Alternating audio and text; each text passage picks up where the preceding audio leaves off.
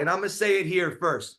The biggest lie we were ever told as humans is that we were supposed to eat meat. And they showed me my blood, and it was like cream colored with a little bit of pink in it. It was like pinkish cream.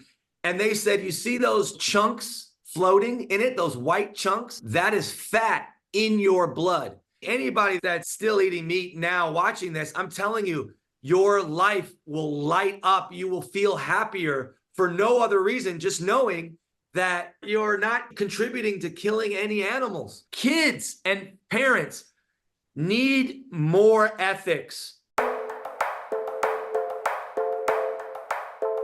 Hi there and welcome to Plant CEO. In today's episode, I'd like to welcome Redfoo, the father, the party rocker, and the vegan coder to the show. Hey Redfoo, how you doing? Good, how are you? I'm all good. It's great to speak to you. Most people will know you from the band LMFAO with your hits Party Rock Anthem and Sexy and I Know It, but also you as a solo artist from New Thang, Let's Get Ridiculous, Juicy Wiggle and Sock It To You, which were all fantastic songs by the way.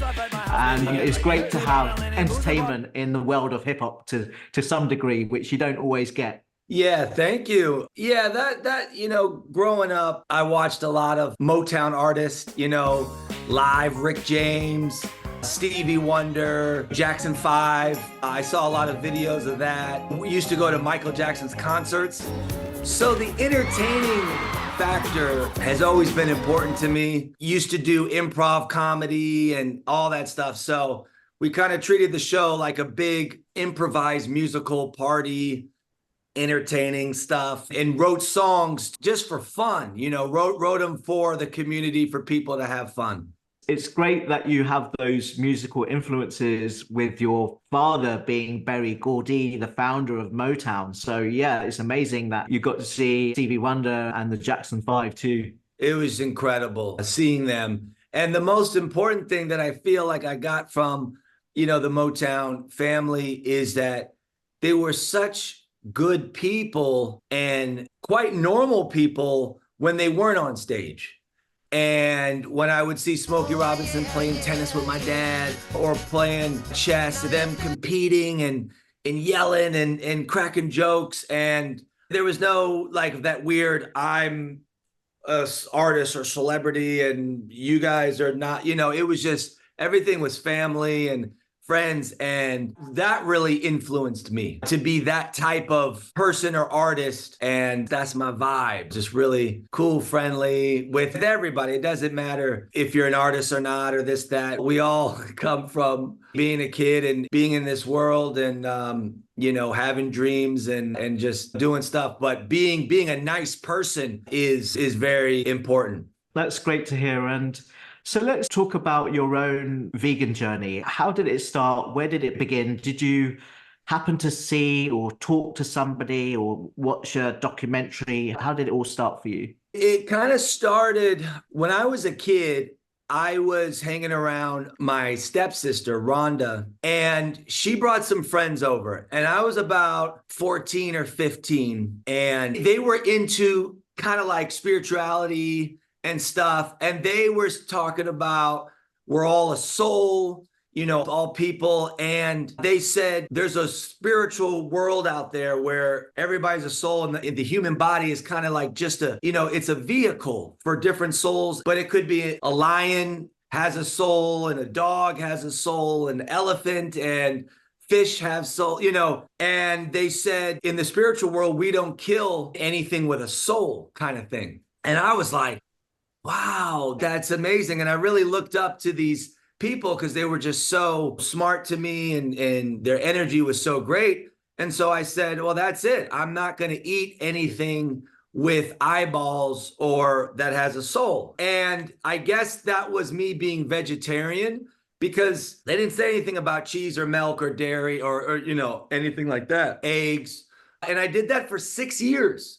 And it was just my own thing. It was an ethical thing. And I didn't know about really what went on with the slaughterhouses at that time. I wasn't going to put this dead flesh and kind of contribute to that, but just from my own personal stuff. And so I ate a lot of pasta. I just had everything just without the meat. Didn't focus on getting extra protein or B12. That wasn't, just a lot of everyday things, but just no steak or chicken or fish or anything like that. For a lot of the LMFAO stuff in the beginning, I was vegetarian as well. And then you get around, I got into Hollywood and got around other people, and then it just kind of faded away, that spiritual, and I didn't know those people anymore. They were more my sister's friends. And I went back, this is around like 20 years old. I started, I don't know, I had a turkey burger, but I noticed things were different. I started gaining a lot of weight, and I noticed that physically was different from not having meat for like 6 years. And I would go off and on. And then, speaking of my dad, he was talking to some doctors, and, my dad now is 94. Wow, amazing. And I think about like 20 years ago, somewhere around there, could be 25, he had high blood pressure all the time. And he talked to his doctors, and he would get the best doctors. I mean, he would say, I want the experts on high blood pressure, heart disease. He did not want to get clogged arteries or anything like that. And I think it was some doctors that had advised Bill Clinton when he had a triple bypass or something like that. You obviously have lost weight since you left the presidency. You've gone on a vegan diet. Isn't that hard to do? And less burgers.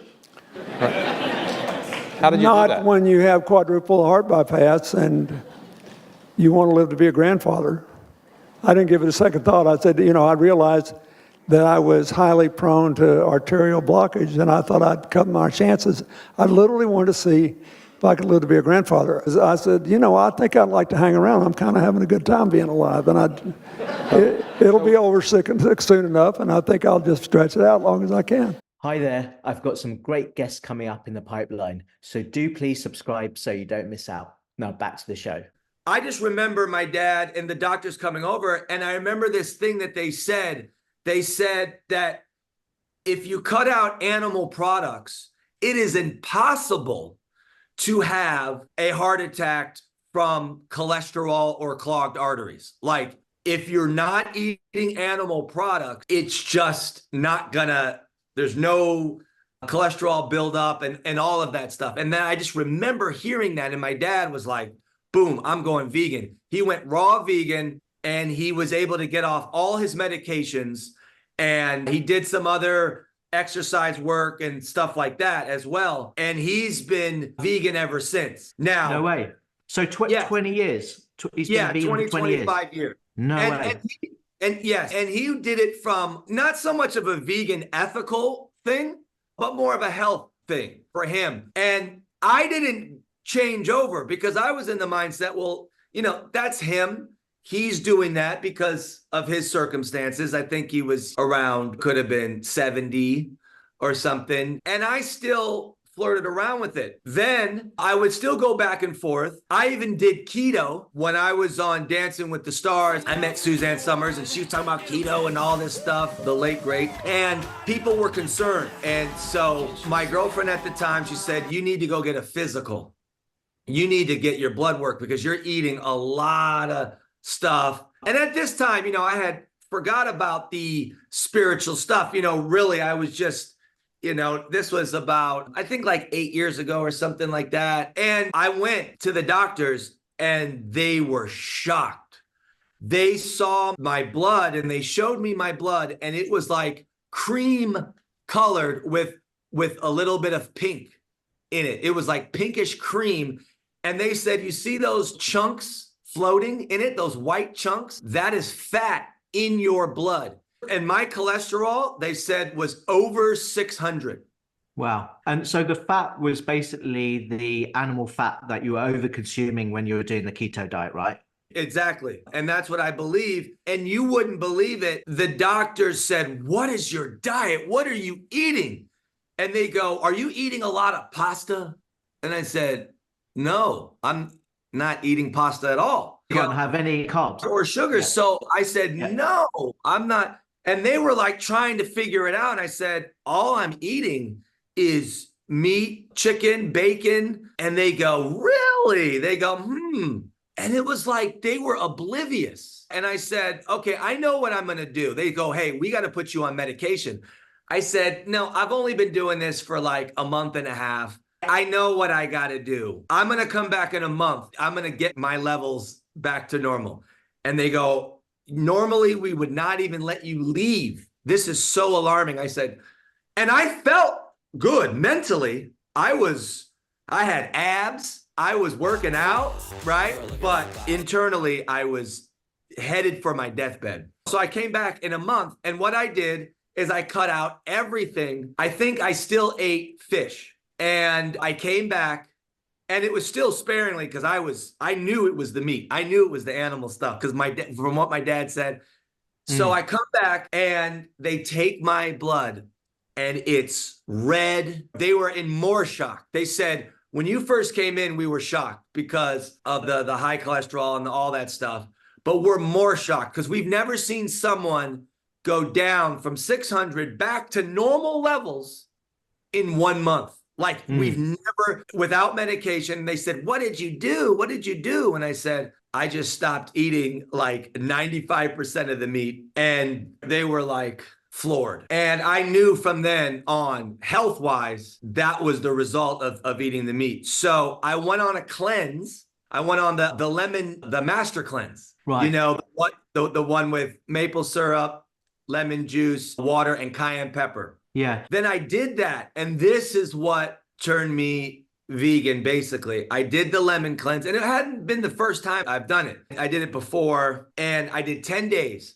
And I read the pamphlet, and it said, okay, after I was just liquid diet for 10 days and I felt great and my mind was racing. And this is when I started getting into coding because I felt smart. And I was like, wow, this is amazing. And I was talking a lot and just dealing with people. I felt so much better.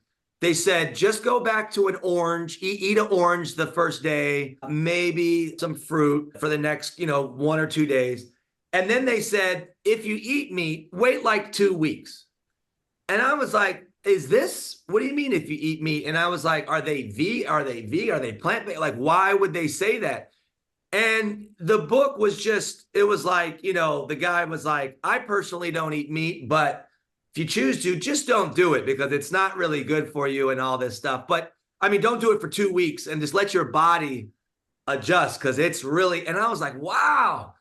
So I started researching it, and the feeling, the vision of eating meat after a liquid fast was disgusting to me. It was because the meat's too complex. It's the blood, the fat, the skin. It has to be cooked. There was too many variables. And all I wanted was chickpeas. I was like, can I just get some hummus? Can I eat? I mean, eating a chickpea was like complex to me after a liquid. And I felt in heaven after a chickpea. And I started eating chickpea salads. And I wanted to keep my energy, and I wanted to keep all this feeling of feeling so good. And so I ate chickpeas, and I had some fruits and then salads, and I just continued to feel good. And I said, okay, I'm never going to eat meat again. I'm done. And then my girlfriend, Jasmine, who's my partner now, mother of our child, she goes, yeah, let's go vegan. And I said, okay. And then I was like, what's the difference between vegan and vegetarian, right? I didn't really know.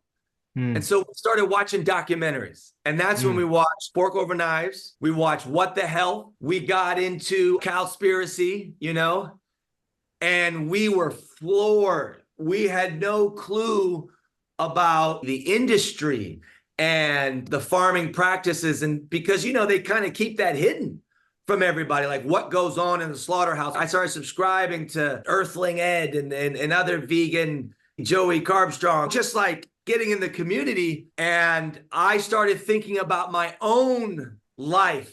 And I remember when I had killed a bird, it started like all coming to me. And I remembered the spiritual thing when I did, and those people told me. And then I felt, and I remember I killed a bird. I used to be obsessed with shooting BB guns with cans. And I used to shoot at birds as a kid, because they'd fly away. It was like a target, and I never hit one for like 2-3 years, you know. And finally, I shot one and it hit a bird. And this was a kid. I was like probably 8, 9 years old. And that bird dropped and was looking at me, you know, dying on the floor with his eyes and breathing. And I was like looking at, and I felt so bad as a kid. And I said, I'm never going to kill another bird again. And I never did. But I grew up fishing. And I started thinking about all this stuff, and I was like, why did I fish? And I was asking these questions, and I said, my mom would celebrate, like, oh, you caught a fish, and you can feed the family. And I said, no, we never eat the fish. We just go to the pier and catch it. And it's such a game for a kid. And I was like, yeah, my stepfather would praise me. Oh, you catch a fish. And it was like a competition. Who could catch the fish, you know? And I had a birthday where we went on a fishing boat. This was during LMFAO, by the way. And this is another weird thing. Everybody caught a fish on the fishing boat because I was like, hey, let's go. And this is before I went vegan, you know. Right. I'm skipping around here, but I didn't catch one. Everybody, you know, it's one of those boats where you just put it in and catch. And I was like, that's weird. And I got sick.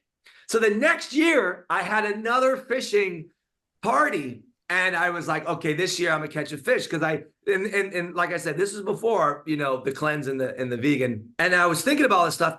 I didn't catch one the second year. Everybody, and I got seasick again. And I said, okay, this is something. And I said, I don't even care. I was like, I don't even want to I don't want to kill the fish. I feel weird at the hooks and even the worms and the thing. And so Jasmine was like, yeah, we're vegan. And I was like, well, I'm doing it because of my health. So we're back to after the cleanse. Yeah. And she got into the animal stuff. Mm. And it's a funny thing is that I said, okay, I'm strict. When I want to do something, I was like, okay, I cut out, it was easy to cut out the meat. The cheese, I wanted to learn how to make cashew cheese or fake cheese, you know, like mock cheese, that cheesy thing. And I did. I learned how to do it with the cashews and nutritional yeast. Now we do potatoes. You could do anything. Chickpeas, as long as you got that nutritional yeast and the salt and the garlic and anyways. So we learned how to cook too. Like we're cooking everything. Pizzas with the new cashew cheese and our goal is to like make everything taste amazing. And then she, in the first 2 weeks, she goes, well, I'm going to go back to eating some fish. And I said, well, what about the animals? What happened to that? And she's like, well, I'm going to eat some fish. So then that night she got food poisoning because she ate fish and I didn't. And she got real sick. Stomach, she started looking up the stuff in salmon and the worms and stuff, and it was even making her more sick. Well, hang on a minute. There's worms in salmon? I haven't heard about that. Oh, yeah. Really? I thought it was mainly a lot of plastics and mercury. Oh, there's plastic and mercury, and then you can look it up. Go look it up after this stuff. There's a lot of worms and parasites and stuff in the fish. Oh, that's nasty. Yeah, there's people pulling out worm kind of stuff. Yeah, the fish is... It must have been a sign, right? Her getting ill, you getting ill on the boat, not catching any fish. There was some universal truth behind all that with perhaps spirituality. It feels that you've become more spiritual. Absolutely. Way more connected to the animals, the earth. And I actually feel lighter. Like, people don't understand the ethical, when you decide to stop eating meat, for whatever the reason, it could be health. Sometimes it's health. People want to lose weight. You get into, then you start being in the community, and then you start learning about the ethics and the killing and how they treat the dairy cows, and they just slam them around and and you're just like, oh my, and then just the biasness of like, a meat eater wouldn't eat their dog, but they would eat their cow, and it's like, but what's the difference between a dog and a cow? And it's like, well, I don't know, a dog is my pet, it's like, there's no, right? Or what's the difference between a pig? And now we actually just rescued 2 pigs 3 days ago. So I have 2 new pigs. I have 2 cows Oh, really? currently, Wow. Yeah. 5 dogs, and 2 chickens, and a turkey, and a turkey. Amazing. Yeah. So, but what you said was interesting, like the signs, whether it's the spiritual stuff. I think for Jasmine, when she ate that fish and I didn't, it was just a scientific thing. Like, this is food poisoning is way more likely to happen on a meat dish because Yeah. there's way more variables and there's way more E. coli is coming from the animals. Yeah, And exactly. everybody says, oh, well, there's E. coli in spinach. Well, it didn't come from the spinach. It It came from came the fertilizer, yeah. it came from the And the feces. fertilizer or, Yeah, human, feces in general, animal exactly. or um, Yeah. and there's so many facts that we don't know. I think the biggest lie, and I'm going to say it here first, the biggest lie we were ever told as humans is that we were supposed to eat meat. Yeah. That's the biggest lie growing up. It's the biggest, and it's the number one moneymaker. We can unpack that later, but Yeah. from what I've realized, we've been lied to. I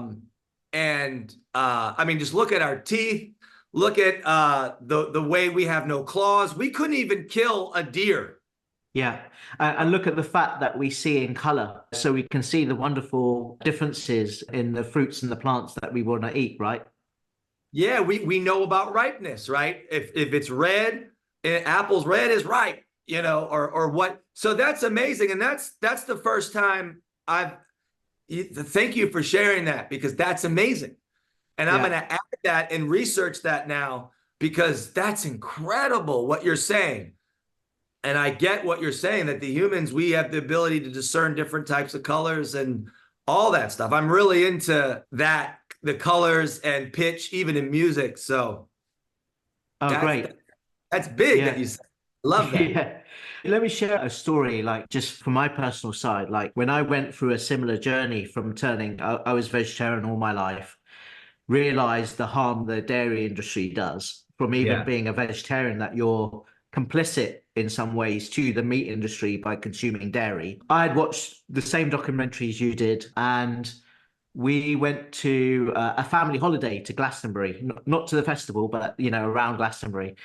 And I was walking past a field with some cows, and then I was with my brother-in-law, and some cows came towards this fence, and one came over and there was kind of walking towards me, and I thought, wow, it's so nice to see this cow up front, and the rest of the cows came along as a massive herd then towards me, and I felt they were all like looking at me saying, well, this stuff now that's happened. Like, you've watched this. This is what's going in my head, right? You've watched these documentaries. What are you going to do? And I said to my brother-in-law, I said, oh, wow, this has happened. He goes, no, they're just protecting themselves. They're herd. That's what he thought.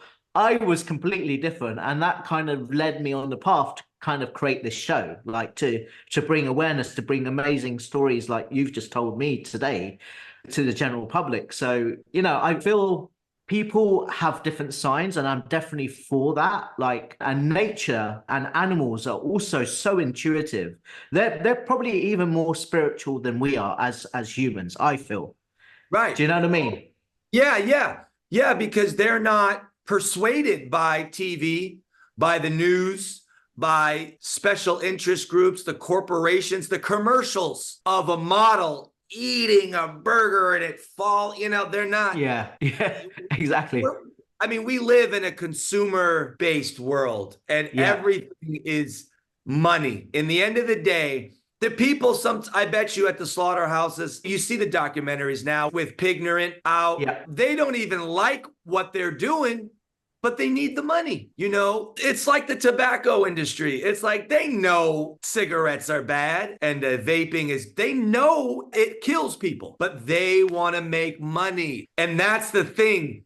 Ethics are easy to uphold until you start waving some money around. Yeah. You're quite passionate about the vegan community, but let's talk about the economics behind it. And I think, perhaps what you were alluding to before was that as a meat industry is so ingrained in government because of the capital side of it and the subsidies, not necessarily do a lot of countries support the science, which, you know, some countries have started to do a lot better, like, for example, in the Netherlands and Canada, to follow the science, especially when it comes to consuming meat and dairy and fish. What do you think needs to be done, especially from a community aspect, to draw more money into this? I guess there's a bunch of levels to the vegan economics. I think the main one that you and I can do and everybody can do is the concept of voting with your dollar, right? Where you're spending your money. And I would love for there to be a documentary, maybe we make one, where you take a $10 bill or something. I know cash is going out. The idea of, and say you give this to a mom and pop vegan restaurant, and they have the burger, it's a vegan restaurant, you give them your $10. They're going to take that $10, and let's say they're a vegan themselves, right? And let's say their workers are vegan at the mom and pop's local vegan place. You give them your $10 for the sandwich. They're going to take that $10, they're going to put it in their cash register, and they're going to pay their vegan employee with that money. They're going to buy some more materials from the vegan food suppliers, the vegan vendors. It could be Beyond, it could be Impossible. It could be the tofu that they buy or the beans they make for their patties, right? And then if they're true vegans, well, they don't wear leather shoes, and they're going to take that $10, break it up, and they're going to go buy some vegan shoes or buy a Tesla with vegan leather option. You know, now all of them are, but there was a time where you had to explicitly ask for faux leather. Or the BMWs, you know, there was a time. And as a vegan now, because remember, vegan means the definition is, you know, we don't harm or exploit animals. Period. Full stop. Full stop. It's not a diet. It extends to your diet, right? But it just means that, right? And a lot of people are confused on that, and we can get to that. But now so that mom and pops, right? And then you're keeping that mom and pop in business because they're paying their workers. Now, next door to the mom and pops, there's a Burger King, and they have a vegan option, the Impossible Whopper. And as a vegan now, me and you were walking, and we say, let's not go to the vegan mom and pops who has the same Impossible Burger. Let's go try the Burger King one because it has options for us.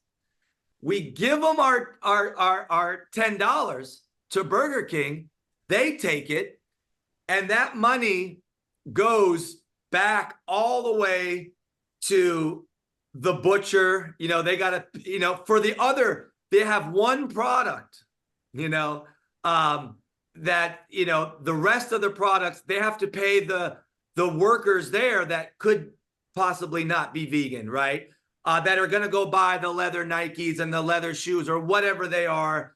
And now that $10 is not being circulated in the vegan community. Yeah, they'll buy some more Impossible, but it'll be a small percent.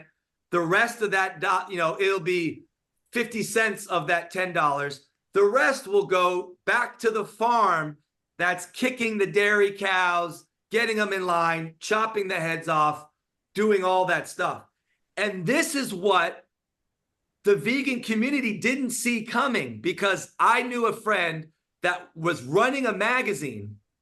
And I said, wait, you're doing all these articles about the Burger King. And I tried it, you know. I didn't understand, but now as we see that the vegan mom and pop stores, some of them are closing down, and it's because of the competition from now you can get a vegan burger at all of the, well, it's not truly vegan, right? It's a plant-based burger, because not a vegan establishment, right? So you can go to the Chinese restaurant and they may have now, and it's called vegan orange chicken or something, right? But then the mom and pop store right next door is going out of business and closing up because you're spending your money there. Another example, there's Yeah. not a lot of vegan grocery stores. So Yeah. I have to go to Whole Foods. And yes, they have one small section and they've got all the Veal Life, all my tofu. It's all nicely, conveniently put for me there. And then I buy my jackfruit and I buy my stuff. And of course they have fruits and vegetables and stuff. So I get all that stuff, the organic. But right next to there, they have land, sea. They call them sea. You can shop at the sea, and they got fish. They've got their butcher for the ham and the cat. And you give them your $100 now, and more than half of that's going back to the meat industry. And there's nothing we can do because the vegan economy isn't big enough to have a vegan grocery store that has vegan workers and vegan, thinkers. And so this is what I mean by the vegan economy. Yeah. Your message is to existing vegans to support vegan businesses in their entirety. And I guess for, people who are flexitarian, meat eaters, to give them the option to support those corporations until they completely transition. Yeah, that would be amazing. There's a place called Makin Sushi, vegan sushi. And, I take all the friends I have that are still eating meat, and we take them there because it's like the best fish stuff. And they've got mushroom rolls and all kind of stuff. And they say this is one of the best sushi places I've ever been to. Yeah. My life. And they say we love it because it doesn't have the fishy smell. Like humans, we don't like the fishy smell, Cats, the lions, they like the fishy smell, They do. because they're carnivores, right? They love it. We're like, that's gonna make that might be bad, Yeah. Right. My point is yes. So those people are coming and then they're giving their money into the fully vegan establishment. And it's beautiful. And so all I say is just think about it and really understand. And there's so much room for existing vegans to be entrepreneurs and to create that grocery store. And to do like in the farmer's market. I mean, it's still, they got some people selling fish and stuff like that, but we go to the farmer's market, we support the local farms and they're selling vegetables. Now we're growing a lot of stuff too here. I'm growing sorrel. Do you know sorrel? No, what is that? It's a spinach, but it has a lemon tang on the leaf. Oh, nice. So I got to research it. I think it could be the original spinach because. Oh, wow. Yeah, because in Europe, that's why I asked, because in Europe, they have sorrel a lot, like in Russia and stuff, Eastern Europe. But we grow that, and the animals don't eat it. Oh, okay. I mean, like the bunnies and the mice. Right. They don't like the taste, the lemon. Yeah. We would when we saute spinach, we would put lemon on top. Yeah. So that's best of both worlds. That's what I'm saying. It's amazing. And then we juice it. But we grow collard greens. We have unlimited mint on my property. Like I could have a mint farm. I mean, so much mint. And we feed the animals with a lot of the sorrel and the mint. We do a lot of teas for us. And we grow the stuff in the summer. So I would encourage everybody to grow. And lately we've been sprouting, which is going to be, we're growing lentil sprouts, alfalfa sprouts right in the kitchen. You don't even need sun. Yeah. Great. Fantastic. Grow sprouts. So you can really support the vegan economy. Now, also, let's talk about the stock market, right? There is funds out there, private funds that you could, get with that, where you could give them X amount of money, $50,000, and they go look for vegan technology companies that will, kind of disrupt the current meat industry because, there's over 200 products, according to what I was reading and we were discussing this, 200 products that are made from a cow that are used in the world, in the medical field. You got collagen, right? That is used in the medical field. Someone was telling me, you may know her, Jenny from Vegan Women Summit. Yeah. Yeah, she's been on the show actually. Yeah, she's great. Yeah, she's amazing with the economic stuff, right? Totally. And I'm wanting to meet more people, and she's got it dialed in. And she was telling me that there's something like 20%, and this has to be verified, 20% of the farms that are disrupting the rainforest, all those, the farmland is for collagen. Oh, really? Like collagen production because they're farming the animals in order to produce collagen, you mean? Yes. Right. Yes. Yeah. Yeah. In the Amazon rainforest, a huge proportion of why they're cutting it down is to actually make soya, not to feed us, but feed the overconsumption of animals. So that could be part of it as well. Okay, right. So the Yeah. soy feeds the cows that are used Right. for the collagen For production. the collagen, right. Yeah, exactly. Can I tell you, I went to the Dodgers game, the baseball game.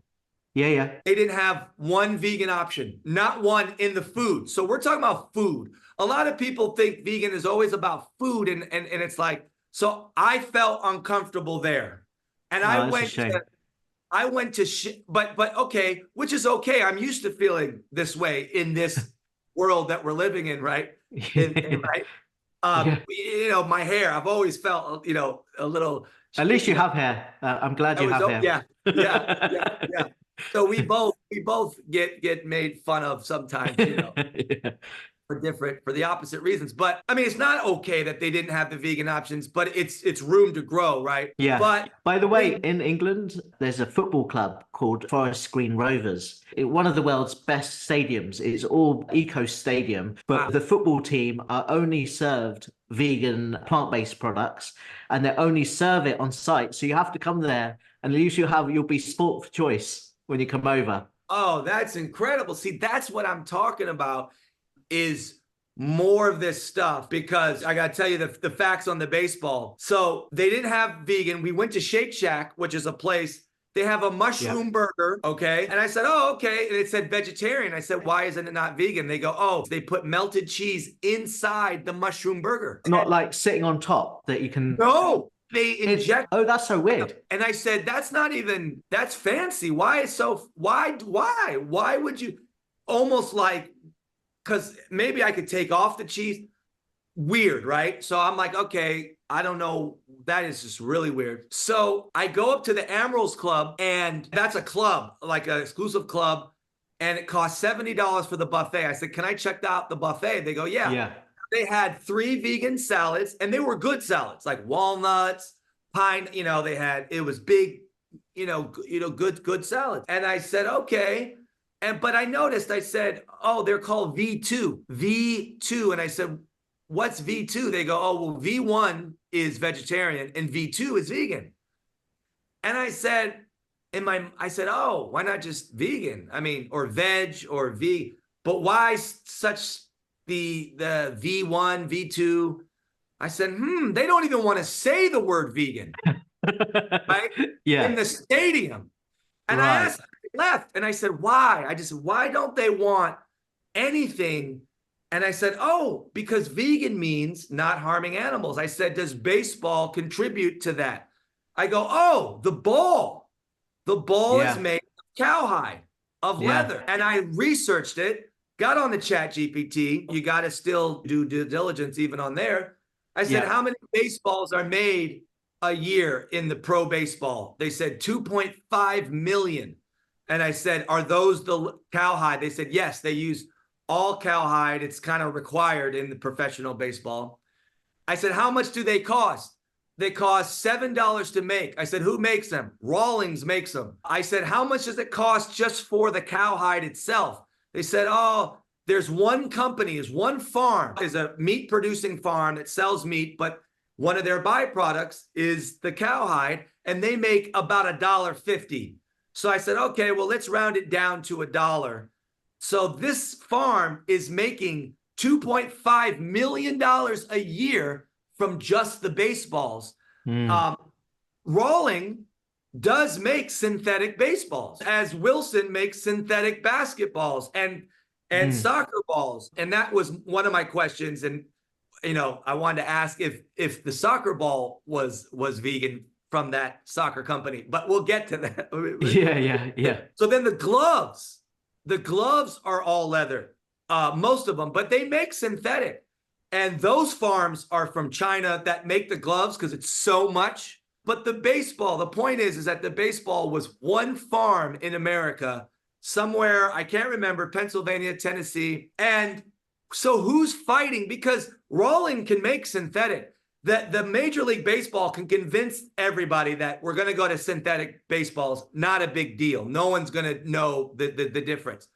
But who's going to know is that farm is going to lose $1 million. I mean, $2.5 million. They're going to lose $1 per baseball. And they don't want that. And that's what we're up against it's a money thing. It's economics. So Jenny said, and this is exciting. She goes, yeah, no one is going to do it for ethics. Basically, I don't want to quote her, but she's like I do things for ethics and all that stuff as a consumer. But, the medical industry, let's say for the collagen, this is what they've got. If someone makes a plant-based collagen that will work in the medical industry and it's cheaper, they'll do it. Yeah. It's about economics. It has to be cheaper because there's mushroom leather baseballs. There's cactus. You could do it, but it might cost $5 a baseball just for the cactus leather, right?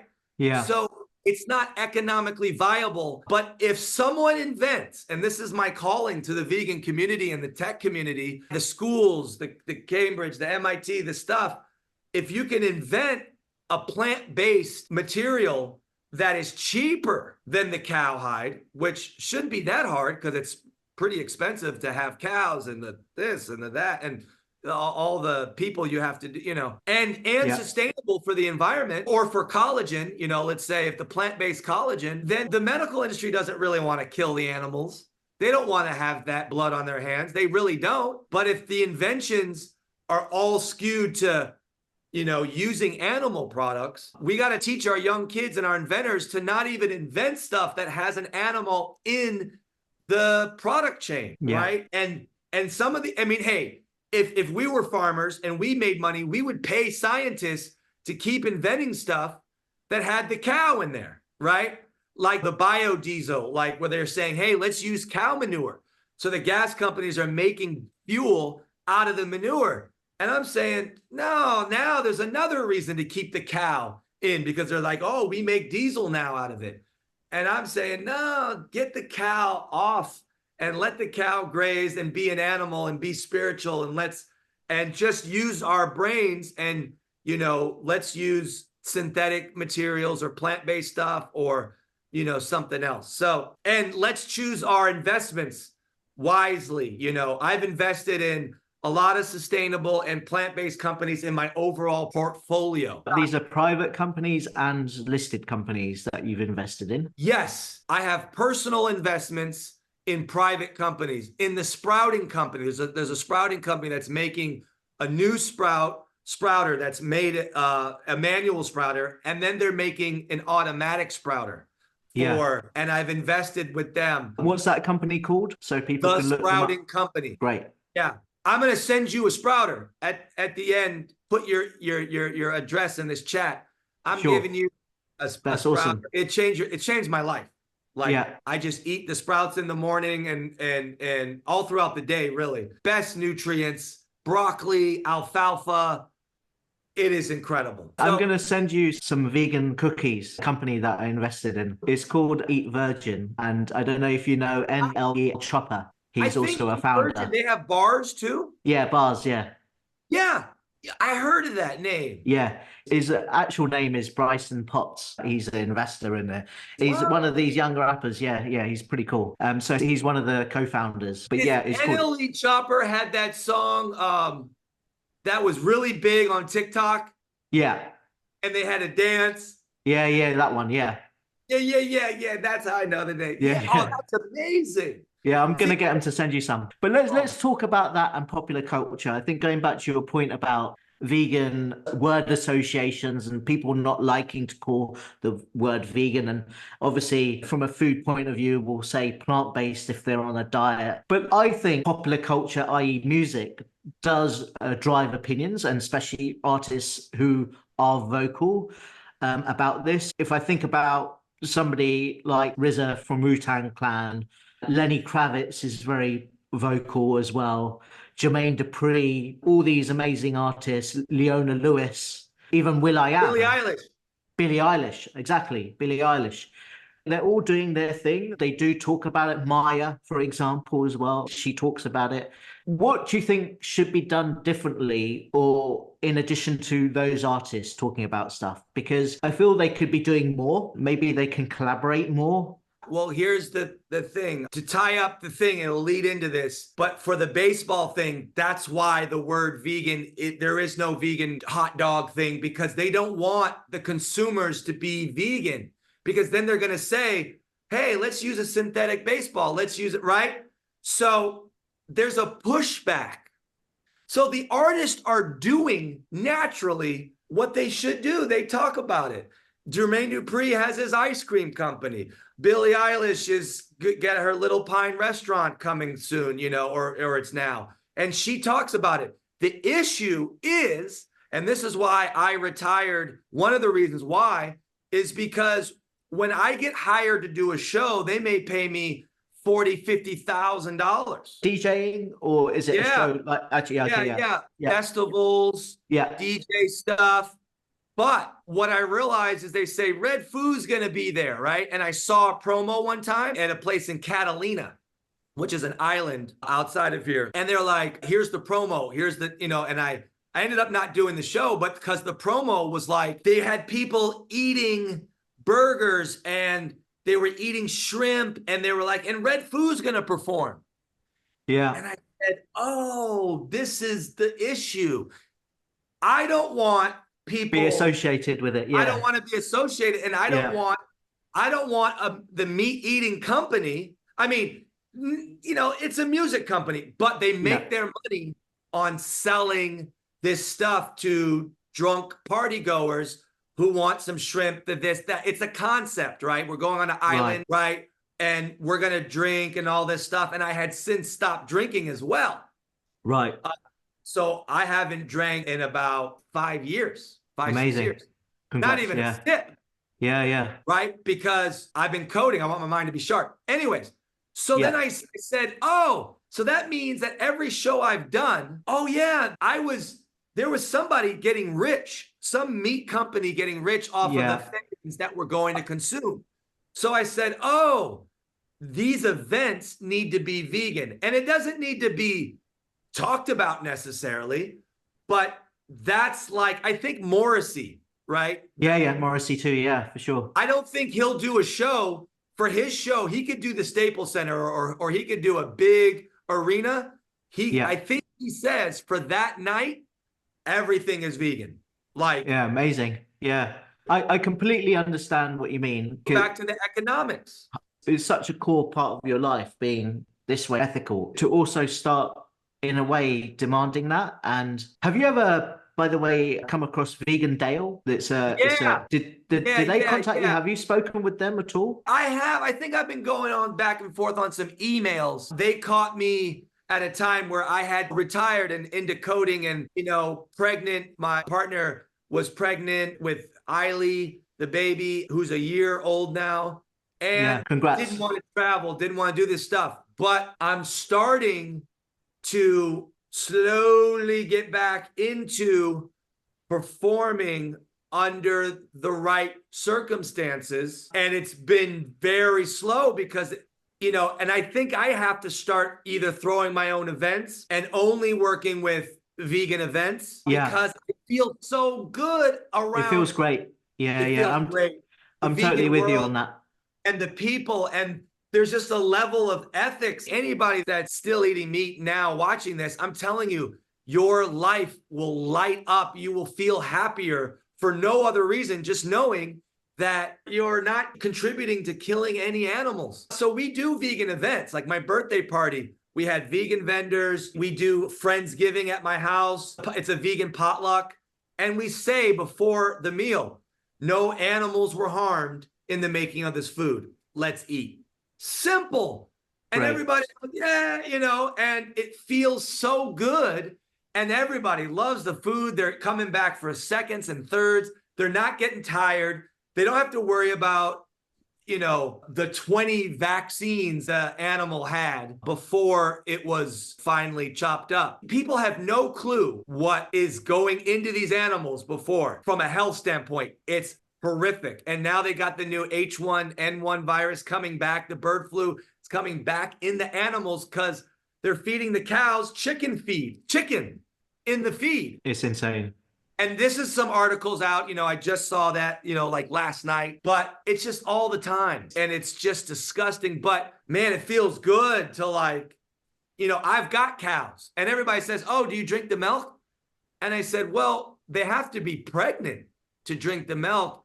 And I got them off the auction block through a sanctuary, Buster's Barn, and they had already been dehorned and already been neutered and spaded and things. So no, the cow will never produce milk, just like a human female.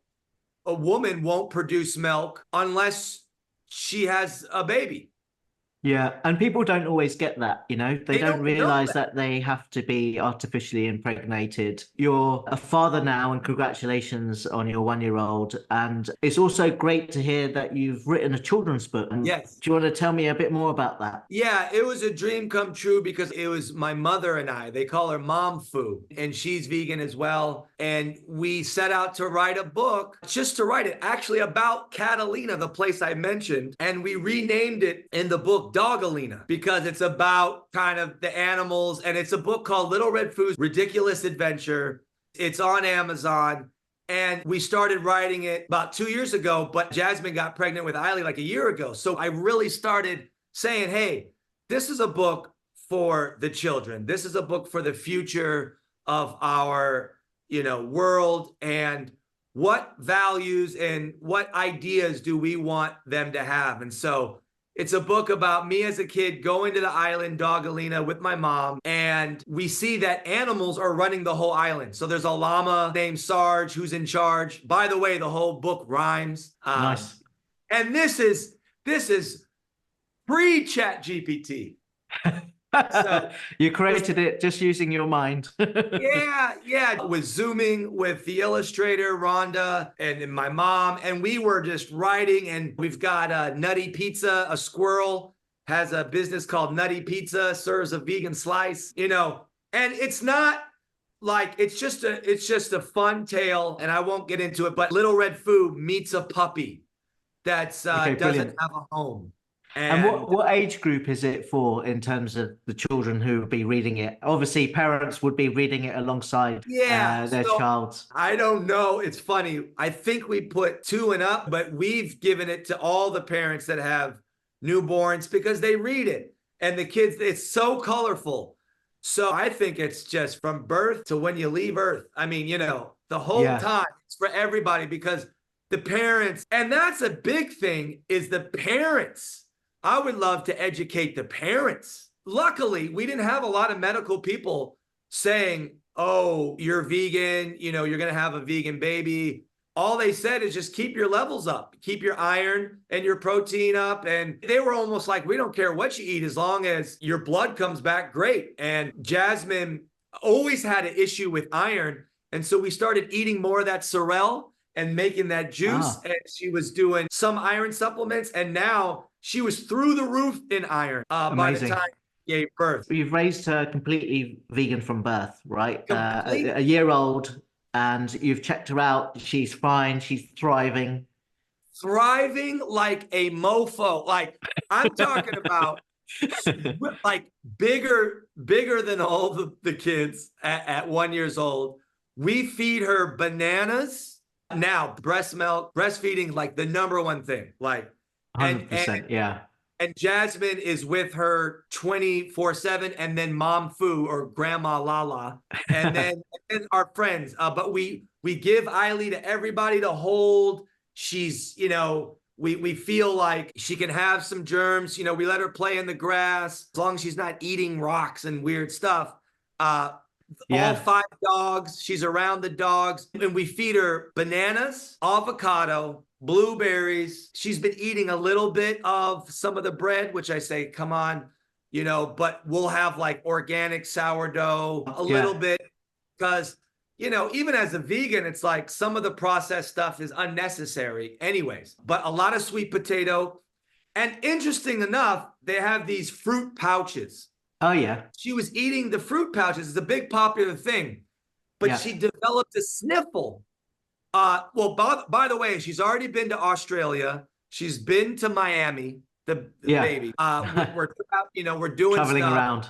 Yeah, great. just to keep, her exposed to everything. But she had the sniffle, a little sniffle, and I'm like, that could be something she's eating. So I said, hey, why are we giving her these pouches? Oh, well, it's easier to travel. And, I said, but can't we just mash up the blue, and it is when you're traveling, sometimes you just go to home. Convenience. Yeah. But I said, hey, there could be something in the plastic. There could be something, toxins, something. We took away the pouches, immediately sniffle gone. Wow. So we just make all the food. That's awesome. And she is she's almost walking. She's crawling everywhere. She's cruising on things. Grabbing stuff. Yeah. And she's like standing up, and she can stand a little bit, and then she's saying words. She's saying hi, bye. We've been to the pediatrician like twice or 3 times. Every time they just go, she's incredible. She's great. Because sometimes you go and they find stuff. We were told that we had to cut her tongue because she wasn't breastfeeding the first 2 days. It was like a little slow, but it's always slow the first 2 days. So they're like, oh, we need to snip the tongue. And then we really researched it. Luckily, ChatGPT was out now because we could research stuff. Yeah. We could go right up to the doctor and say, oh, really? Oh, you recommend this? Oh, well, hold on. And then we'd say, well, it has this ingredient, or we know it's not organic. Are you saying some doctors actually said they wanted to cut her tongue in order for her to drink more? Yes. Really? That is crazy. I've never heard of that. That's nuts. I know. And they say for the last 6 years, and it's just a quick $300, $400 procedure.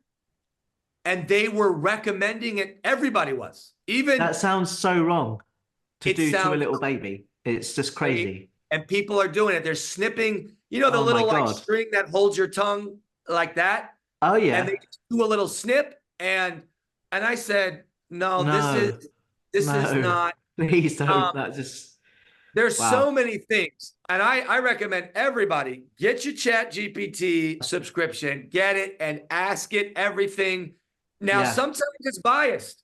You saw the episode that I did on AI ethics. I got to watch it. I'll send it to you afterwards. Yeah, it's a company, when you're talking about ethical companies, looking at the biases within AI and the results it gives. So it's a company called Open Pause. It's to try and help animal advocacy groups and also these larger companies like OpenAI, Google, Microsoft, in order to make sure that these biases aren't embedded inside their outputs and their training data and stuff like that. But, let's definitely have a look. So when it comes to coding, by the way, what project are you actually working on? Is there something that you're trying to create at the moment? Yeah, so I've been coding for about since going vegan. Is like my brain went on fire. And what language are you coding in? Is it like Python or something like that? Okay, yes. So now I'm multilingual. I'm using all the languages. I started out with Swift a little bit for the iPhone. Yeah. And I was like, I just want to know, how do you hit a button and it knows that you hit it? And I was like going, and so I made actually a vegan near me.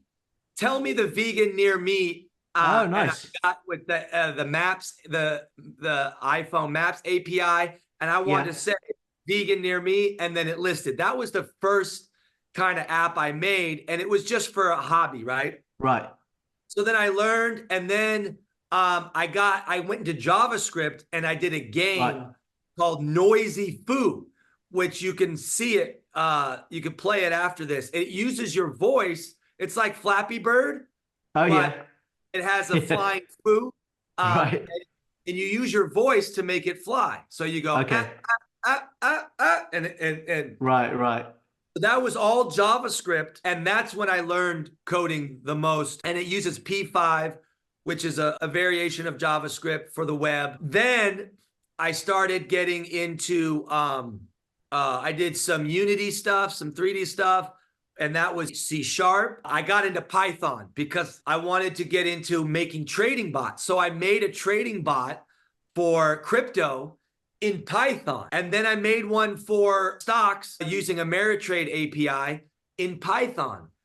Then I made a voice dictation to my computer through Python, which was very advanced. Before ChatGPT and all that stuff, I could say, play a song, and it would go to YouTube and play any song, like a free music player. I did a social network just with my voice. So I'd say, create a profile and put this picture in, and they would open up my webpage and go to select a URL for a picture. And so I had voice control over apps using Python. Now I went back to iOS, and now Flutter, which is cross-platform, Flutter does Android and iOS.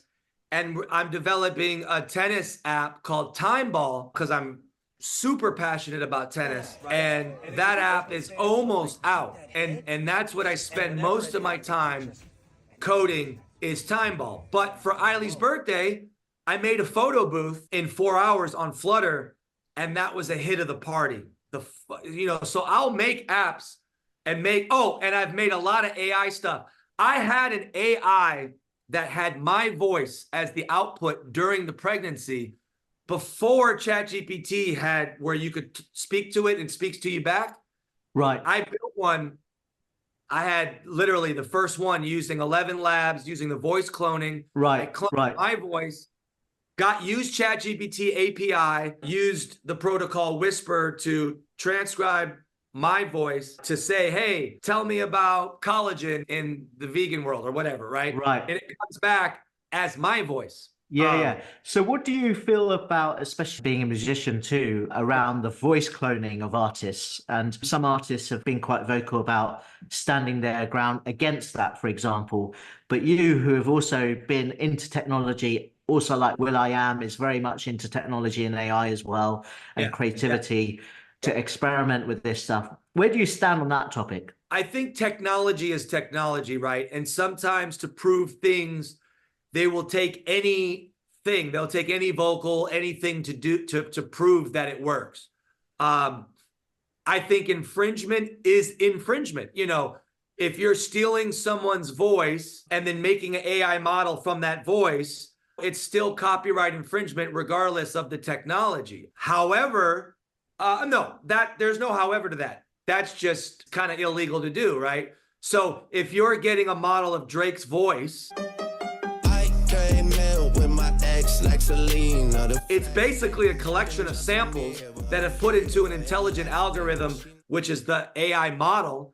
And it's still using the Drake sound of the voice to imitate Drake or to imitate Redfoo or anybody's voice. Or Jay-Z, for example. I'm addicted to buying unbelievably expensive custom helicopters. It sounds so much like them that you can't really realize that it's not because them.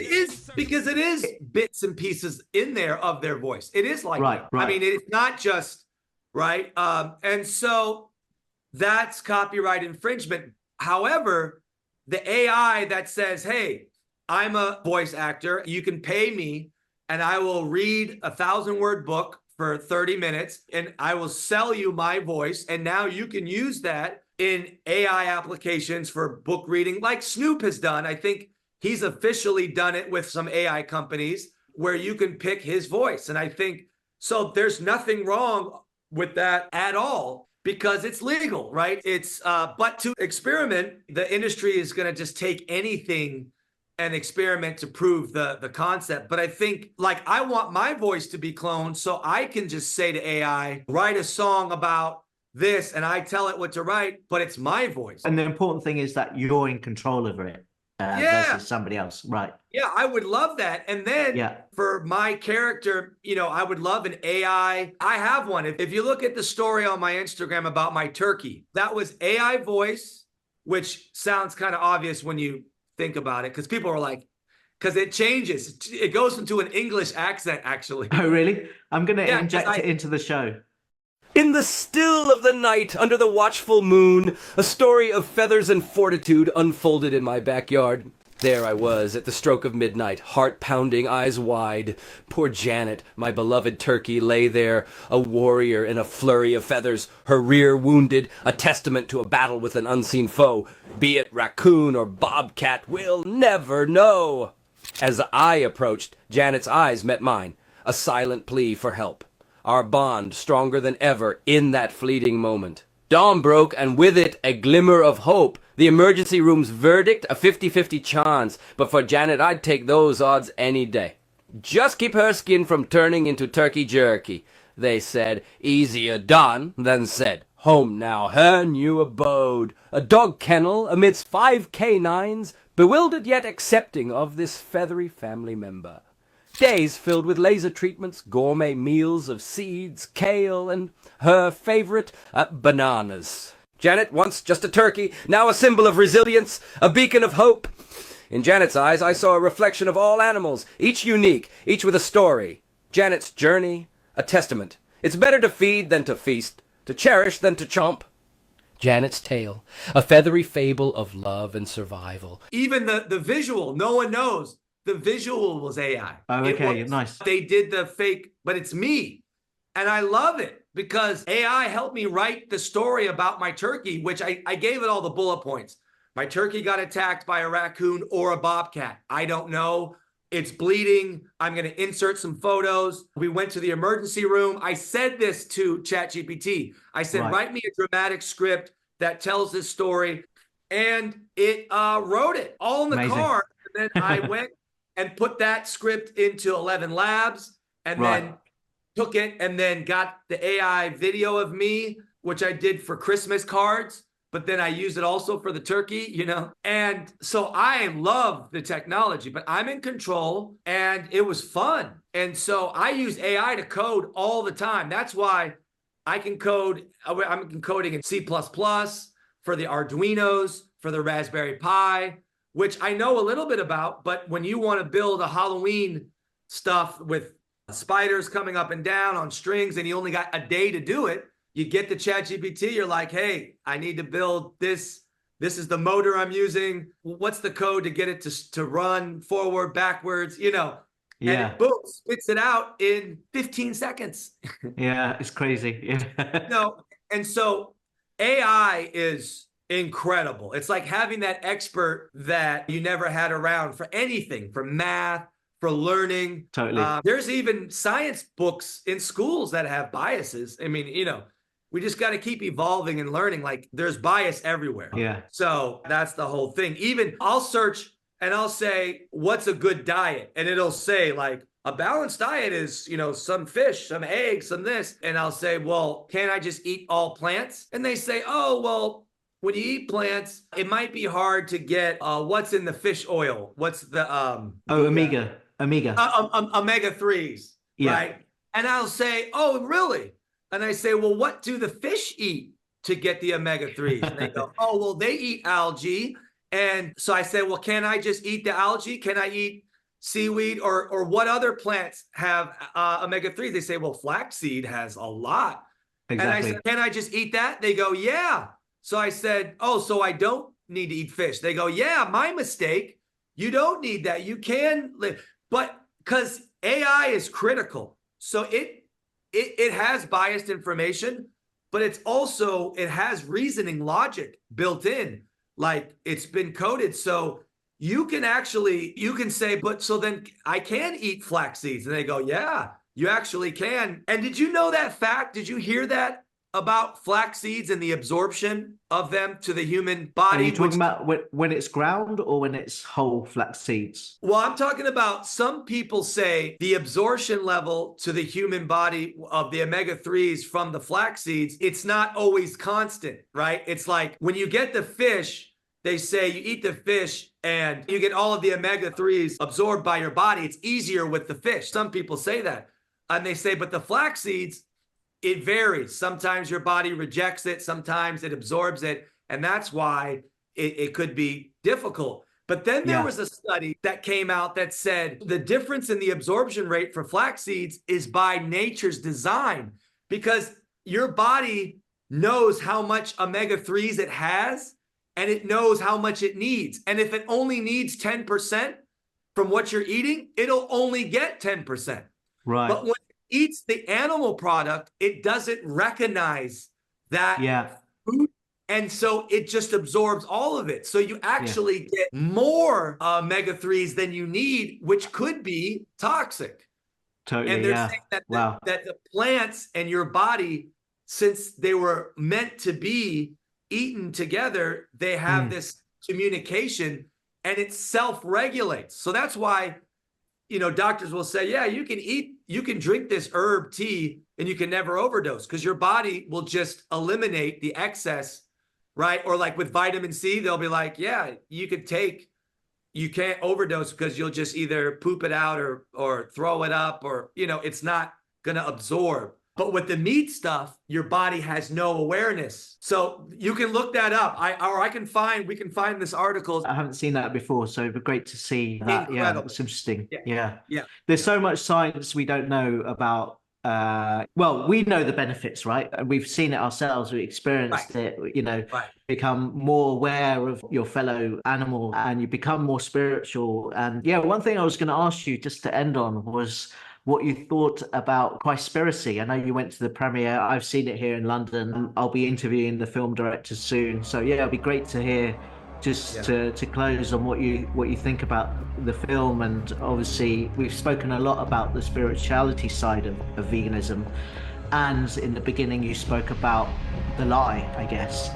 Not to give too much away, I don't think we should, but yeah, we could probably touch on some of it. I know they're trying to keep some of the findings in the film a bit more secret until it's formally released, I guess. Is there a spiritual way to kill an animal? I'll put it this way. How would Jesus kill an animal? I thought the film was amazing. Top 3 best films of my whole life, because this is important. The story. I grew up hearing religious stories about Jesus, about Samson.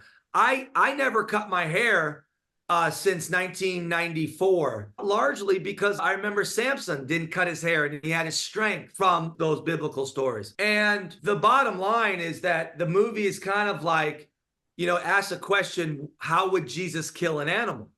Right? Conspiracy. And it kind of goes to answer that question by interviewing a lot of people all over the world, you know, religious professors and just people throughout the movie, you know, a lot of experts, theologians and things like that. And to feel like there's been a cover up, because we know that religious texts get changed all the time. They get modified.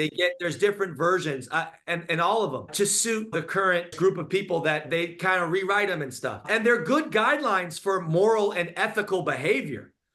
And the idea that Jesus most likely, it's not really a spoiler alert, but didn't eat meat and actually was probably against the killing of animals is a truth, whether it's a truth or at least a fable, at least a tale. You know, it's like these stories are, and going back to the question, it's like, what can we do more of?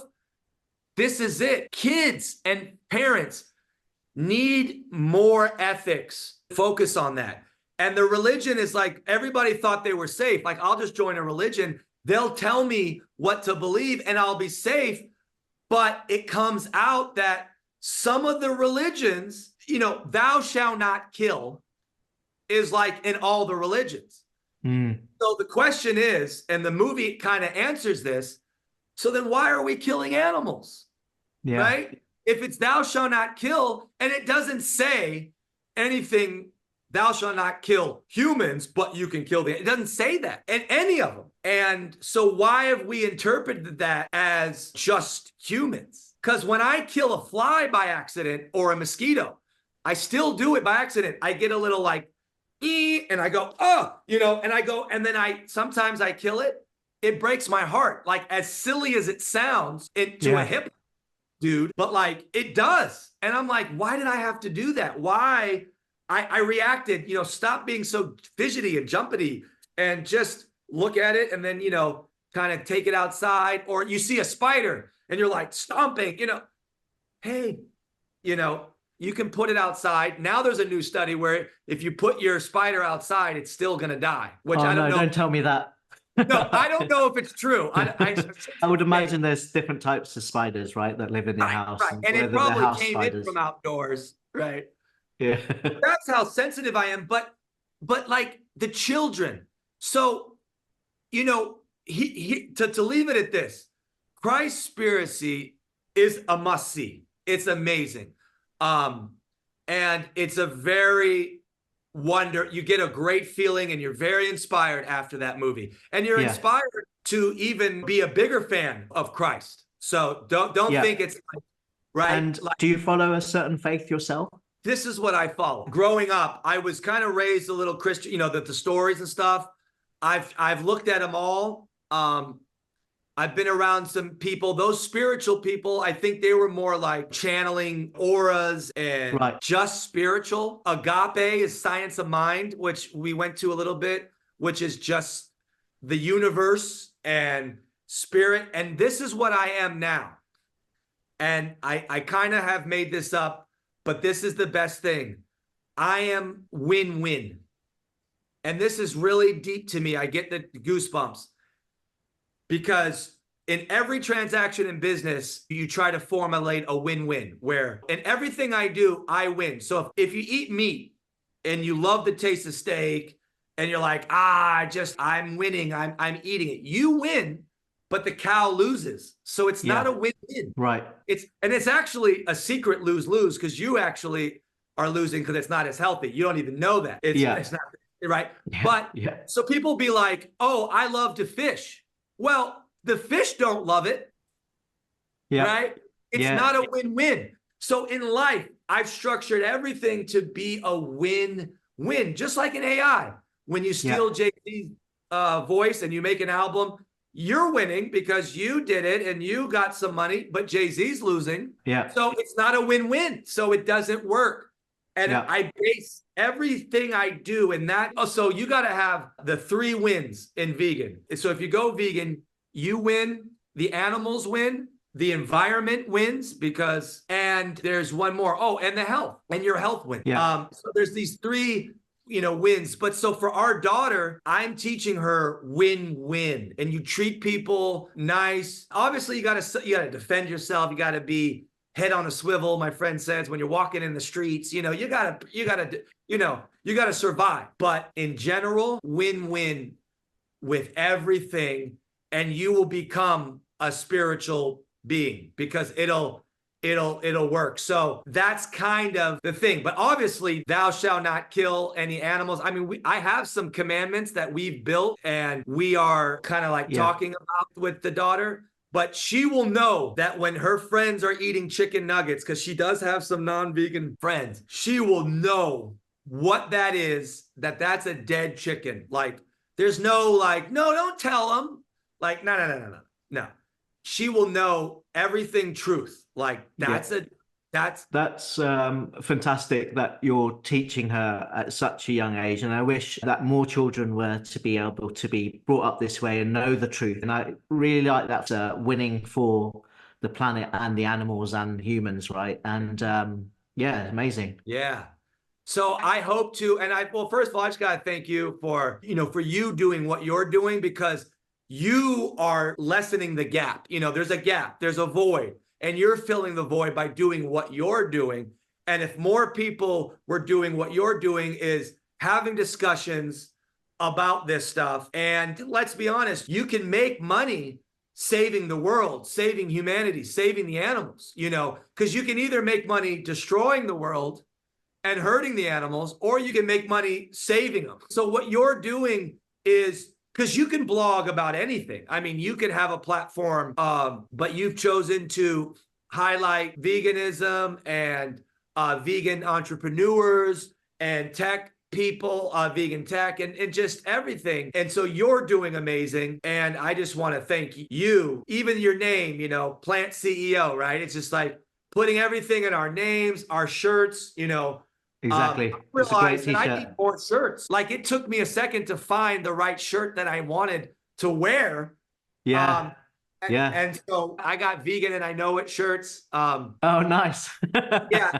And actually, I'm going to be at the Vegan Women Summit May 9th and 10th. And we're going to be speaking and doing some book Brilliant. stuff. So if you're in town, I'm not sure, but if you're ever in London, definitely look me up and you can come over here and have some vegan food with me. If you're looking to do a performance, I can get my rock band involved and they'll be happy to do a song with you. If you want to do something at a vegan festival like Vegan Dale or something, let me know. We can definitely collab on that. And yeah, thank you so much for your kind words. Yeah, maybe you guys can, because I usually perform and I DJ and I have a band too. Oh, awesome. So right. do a whole set and we could. You guys could be the band and we could do it. Let's do that. That would be amazing. Yeah. And you're a wonderful guy. Thank you so much for telling your story. You're very passionate about this, and it's great to inspire other people from what you've done as well. So thank you so much for coming on the show. Yeah, and thank you so much. And I want to say one documentary that we didn't say is The Game Changers. Right. 100%. Yeah. Yeah, and that's like the strong vegans in the sports and stuff. So I just remembered that just now. Exactly. But anyways, hey, it's been great, and thank you so much. And I can't wait to see the final edit. Yeah, for sure. Thanks again, and let's stay in touch and see you again soon. Yeah, baby. Hey, work on your musical chops. We're gonna do that show. Let's do it. Let's do it. Take care. Bye. Yeah, baby.